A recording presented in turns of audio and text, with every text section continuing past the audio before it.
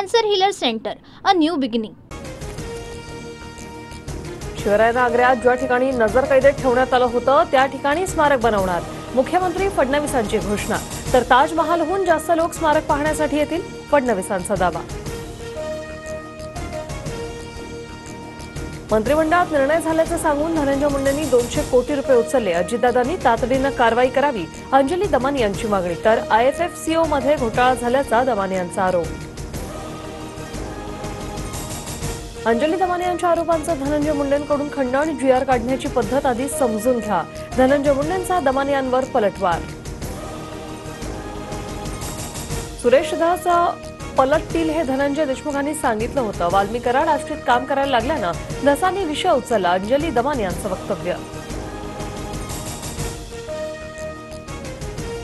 चंद्रशेखर बावनकुळेंनीच धसांना ट्रॅकमध्ये पकडलं का, संजय राऊतांचा सवाल। तर धस मुंडे भेटीत मोठी डील झाल्याचाही राऊतांचा आरोप।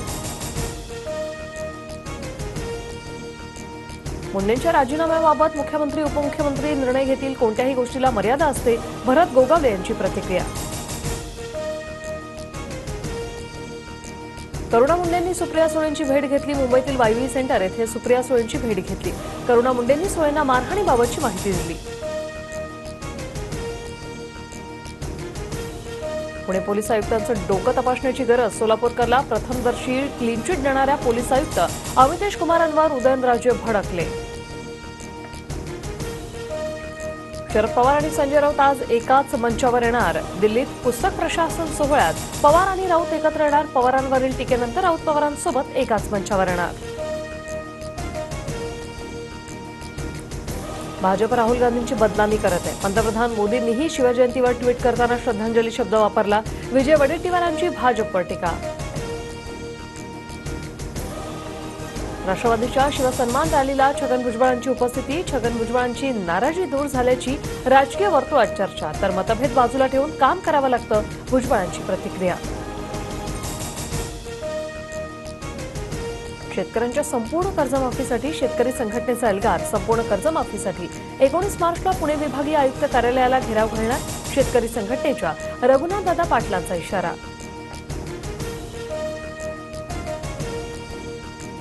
स्कूल बस मालक संघटना 18% भाडेवाढीवर ठाम, भाडेवाढ मागे न घेण्याच्या स्कूल बस ओनर्स असोसिएशनचा पवित्रा।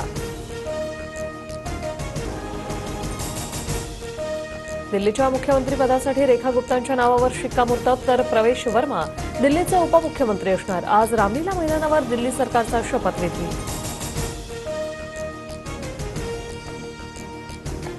गजानन महाराजांचा आज प्रकट दिन सोहळा, राज्यभरातून शेकडो दिंड्या शेगावला दर्शनासाठी येणार, तर भक्तांची ही मोठी मांदियाळी। चॅम्पियन्स ट्रॉफीत पहिल्या सामन्यात न्यूझीलंड विरुद्ध पाकिस्तानचा 60 धावांनी पराभव, न्यूझीलंडच्या 320 धावांचा पाठलाग करताना पाकिस्तानचा डाव 260 धावांवर संपुष्टात। चॅम्पियन्स ट्रॉफीत आज भारताचा बांगलादेशच्या टीमशी सामना, भारताचे चॅम्पियन्स ट्रॉफीतील सर्व सामने दुबईमध्ये होणार। Cancer healer centre, a new beginning.